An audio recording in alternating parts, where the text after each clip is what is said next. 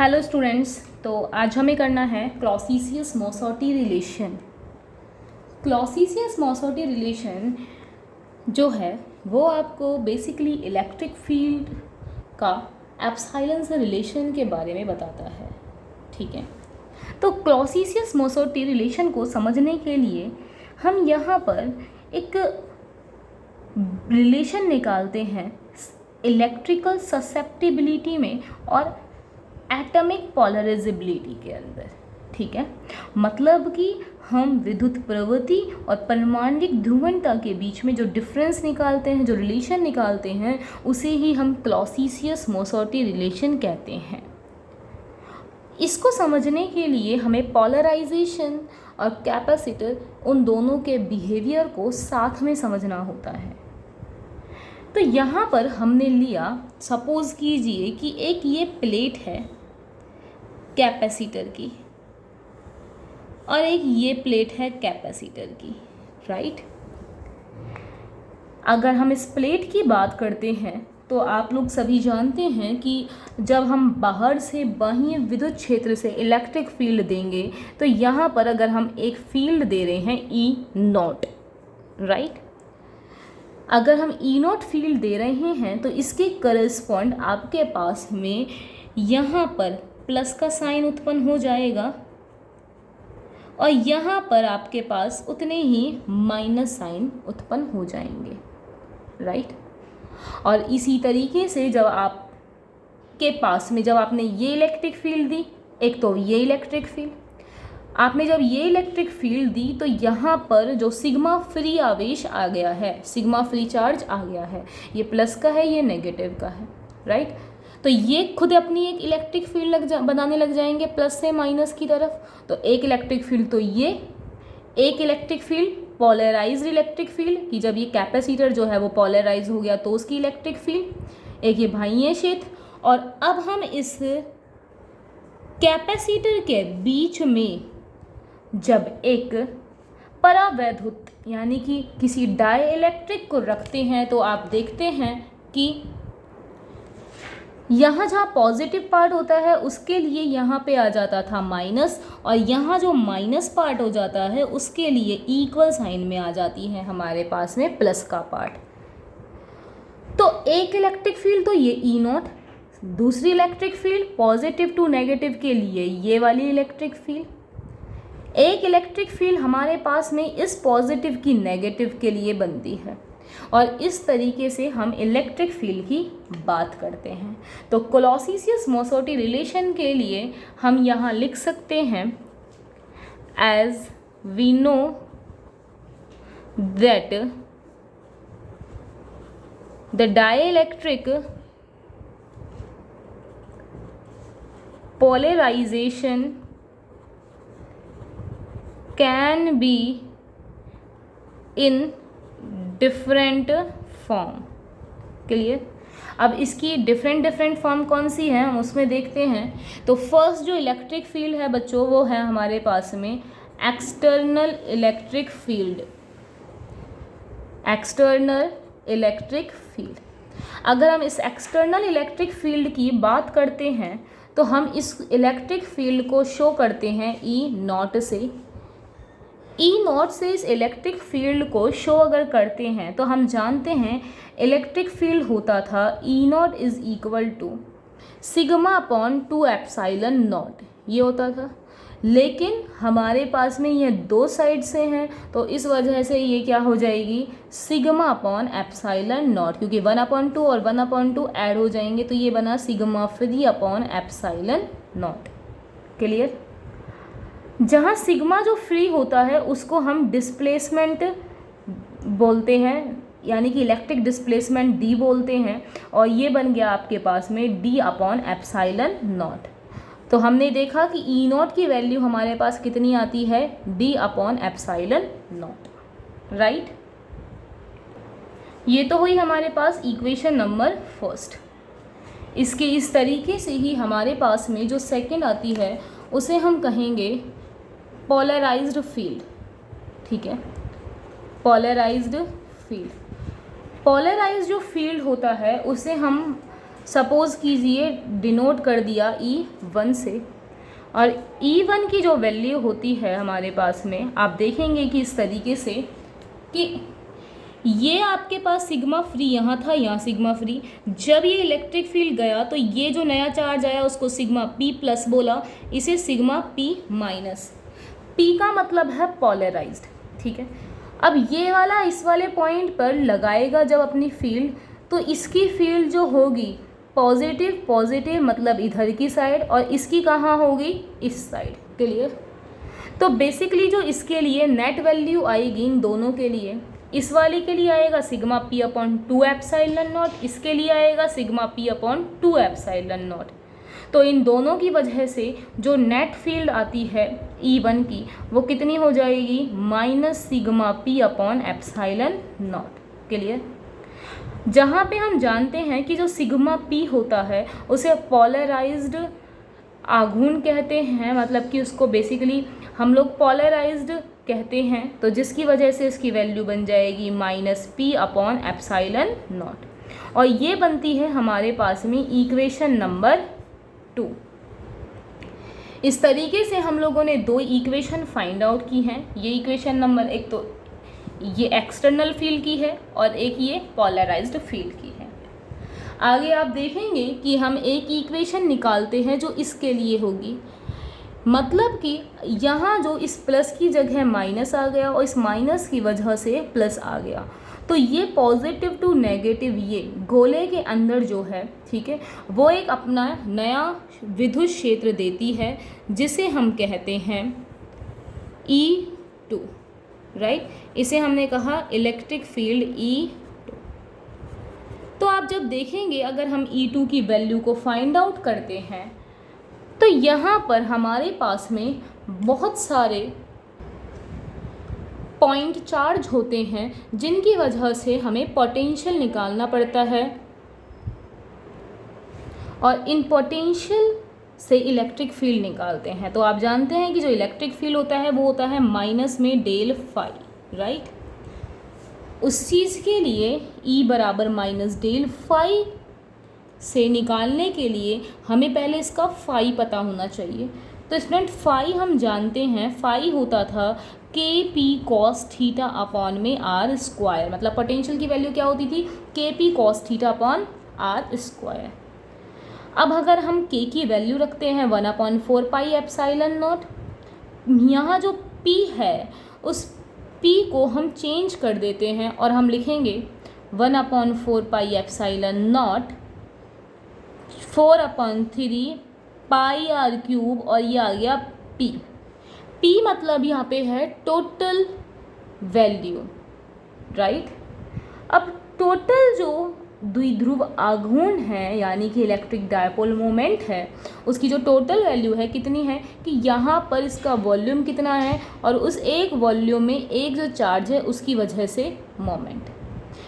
फिर आया cos theta divided by आता है R स्क्वायर। क्लियर। इस तरीके से जब आप इसको सॉल्व करते हैं इस वाली वैल्यू को, तो आप देखेंगे कि हमारे पास में जो फाई की वैल्यू है वो आती है PR cos theta divided by 3 epsilon not, ठीक है। अब Z बराबर R cos थीटा होता है, तो हम PZ अपॉन 3 एप्सिलॉन नॉट इसको लिख सकते हैं। तो हमारे पास जो फाई की टर्म आती है वो कितनी आई है, PZ अपॉन 3 एप्सिलॉन नॉट आ गई है। अब स्टूडेंट्स हम जानते हैं हमें चाहिए क्या, इलेक्ट्रिक फील्ड, राइट। मतलब कि E2 क्या होता है, माइनस डेल फाई। तो इसके लिए जब हम इस फाई का डेल ऑपरेट करते हैं तो आती है P upon 3 epsilon not Z cap, जिसको हमने Z वेक्टर के अलोंग किया है। अतः हमारे पास इलेक्ट्रिक फील्ड E2 का मान आता है P अपॉन 3 एप्सिलॉन नॉट के इक्वल। क्लियर।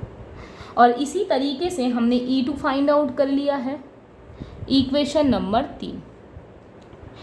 और इसी तरीके से फोर्थ में हम E3 फाइंड जब करते हैं, E3 मतलब कि वो जो हमने गोला बनाया था स्फेरिकल, वहाँ माइनस था और एक साइड प्लस। अब अगर हम उसके अंदर देखते हैं इलेक्ट्रिक फील्ड, तो E3 का टोटल वैल्यू कितनी होती है, 0। क्यों? क्योंकि वहाँ पॉजिटिव और नेगेटिव चार्ज दोनों इक्वल होते हैं, ठीक है, जिसकी वजह से नेट वैल्यू 0 होती है। अब हमें क्या करना है, नेट वैल्यू इलेक्ट्रिक फील्ड की निकालनी है। तो हम देखेंगे E0, E1 और E2 और E3, इन चारों की वैल्यूज़ को ऐड कर देंगे। तो हमने देखा कि नेट इलेक्ट्रिक फील्ड के लिए इसकी वैल्यू हुई E0 plus E1 plus E2 plus E3। Clear?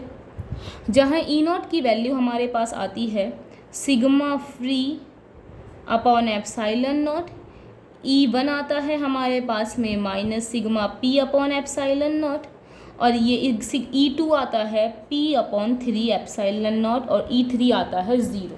Clear?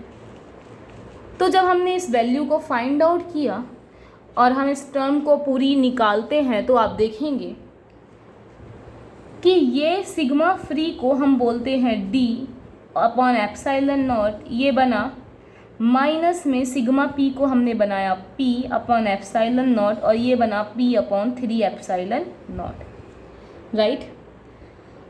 अब बच्चों आप जानते हैं कि जो इलेक्ट्रिक डिस्प्लेसमेंट होता है, इलेक्ट्रिक डिस्प्लेसमेंट की जो वैल्यू होती है वो D बराबर epsilon not E plus P के बराबर होती है। तो यहाँ D की जगह हम इस वैल्यू को पुट कर देते हैं, मीन्स यहाँ इसको कॉमन लेते हैं तो ये D माइनस P बनेगा, और यहाँ एप्साइलन नॉट उसकी जगह लिख देते हैं। तो हमें देखते हैं क्या वैल्यू मिलती है। तो हमें यहाँ से मिली E जो नेट थी वो कितनी बनती है, D माइनस में P अपॉन में एप्साइलन नॉट, प्लस ये बना P upon 3 epsilon not, right, जिसको हम इसे लिख सकते हैं E, D minus P upon epsilon not को अभी हमने देखा लास्ट में E, प्लस ये बना P अपॉन 3 एप्साइलन नॉट बराबर ये बन गया E नेट। क्लियर? तो यहाँ तक हमने वैल्यू निकाली E नेट की। आगे हम जानते हैं स्टूडेंट्स कि जो द्विध्रुव आघूर्ण होता है, मतलब कि डायपोल मोमेंट जो होता है P, ठीक है, वो इलेक्ट्रिक फील्ड के प्रोपोर्शनल होता है, ठीक है। जब प्रोपोर्शनल साइन को हटाएंगे तो हम कोई कांस्टेंट लगाएंगे, लाइक अल्फा लगा दिया हम लोगों ने यहाँ पे। अब हम जानते हैं कि अगर सपोज कीजिए यहाँ पर अल्फा जो है वो एटॉमिक पोलराइजेबिलिटी है, राइट।